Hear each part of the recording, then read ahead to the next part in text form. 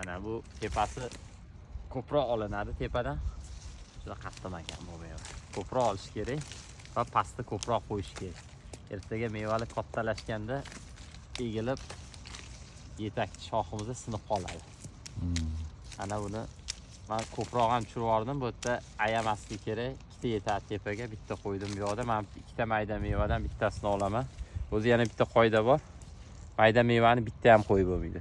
Aka, bitta ham qo'yib bo'lmaydi, chunki bu mayda meva oxirida ham mayda bo'ladi. Misol uchun, qaysidir gul to'pida 4 ta yirik turibdi. Bu 4 ta yirik oxirida ham yirik bo'ladi. Va bu bir dona turgan mayda oxirida ham mayda bo'lib qoladi. Shuning uchun bular genetik programmalashtirilgan bo'ladi.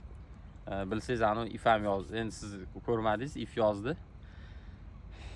Mevalar, misol uchun, mana shu 4 ta meva bo'ldi. Daraxt tomonidan, endi Xudo tomonidan genetik shu yirik bo'lish kerak deb programmalashtirilgan. Tamom.